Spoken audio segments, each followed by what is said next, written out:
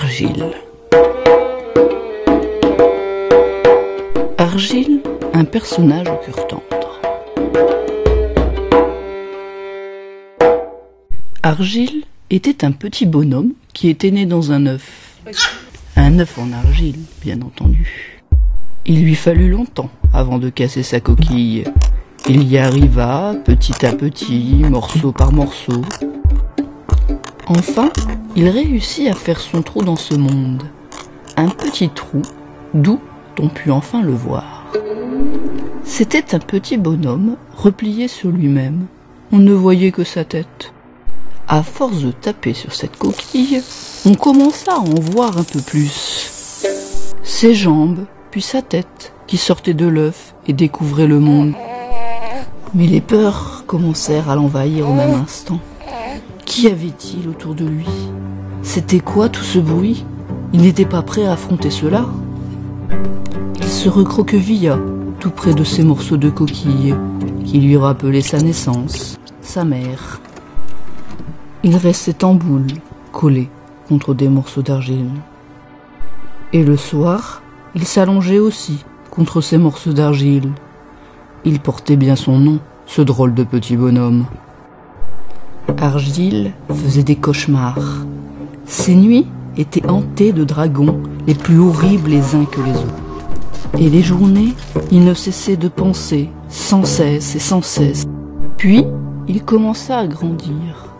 Grandir à tel point qu'il ne sut quoi faire de ses bras, de ses jambes. Il ne savait plus comment se tenir. Son corps lui faisait peur. Il ne l'acceptait pas.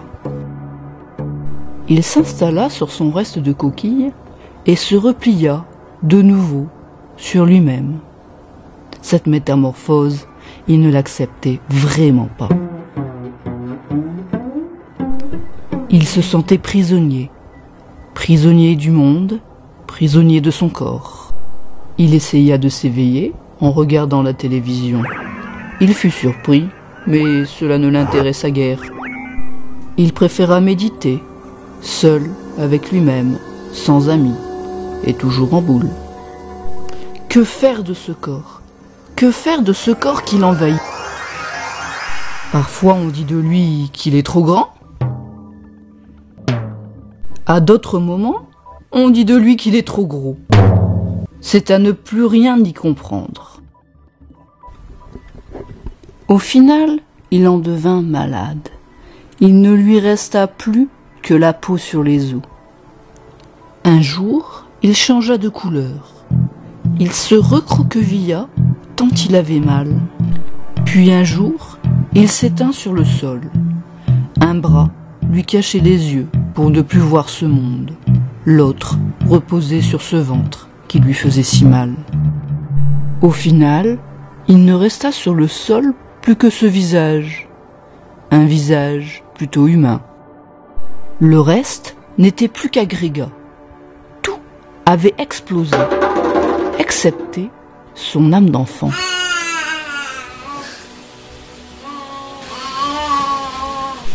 Il rencontra alors une sorte de sorcier aux deux visages, l'un sombre, l'autre clair, l'un triste, l'autre serein. Et il portait un étrange collier qui l'intrigua au premier coup d'œil. Ce collier, le géant lui donna. Et tout d'un coup, Argile se retrouva de nouveau dans son œuf. Avec une peau toute neuve, une étrange casquette, et en guise de ventre, un trou. Il put monter sur tous ces agrégats qui jonchaient encore le sol. Autant de souvenirs qui lui faisaient si mal. Il escalada des montagnes. Il se sentait tout puissant. Rien ne pouvait le faire tomber. Désormais, toutes les tempêtes s'engouffreraient dans ce trou au lieu de le renverser. Il ne pouvait plus chuter. Il était ancré, tel un roc. Il affronta sans cesse de nouveaux sommets, plus abrupts les uns que les autres. Il chevaucha des dragons, ceux de ses anciens cauchemars. Ses frayeurs, maintenant, étaient bien loin. Il était grand, il s'était affirmé. Il tendit la main aux plus faibles, aux plus démunis, aux malades. Il tendit aussi la main aux plus timides, à ceux qui avaient du mal à s'ouvrir au monde, mais aussi à ceux qui, comme lui, avaient tant vécu les moqueries. Trop gros, trop maigre, sans cesse des reproches. Maintenant, il pouvait bondir sur son ancienne prison et la briser. Fini les liens. Fini le fait d'être prisonnier de ce corps. Maintenant, il était libre comme l'air. Il pouvait enfin voguer au gré du vent. Cependant, il n'oubliera jamais ses origines. Il était né d'un œuf et était rené de ce même œuf. Un œuf qu'il gardera toujours en souvenir. Argile gardait ce visage humain qui le caractérisait. Sans cesse, il pensait. Il pensait à ses futures conquêtes, autant d'occasions d'apprendre à se connaître. Il garda cette sagesse qui était son essence même. Cette sagesse, il l'a acquise en partie de par les difficultés qu'il a surmontées, pour grandir, pour se construire. Et son gris-gris restera ce fameux collier, un collier fait de pierres. Chacune de ces pierres était un morceau de lui, de son passé, un morceau de son histoire. Cette histoire qui faisait que maintenant, il était lui.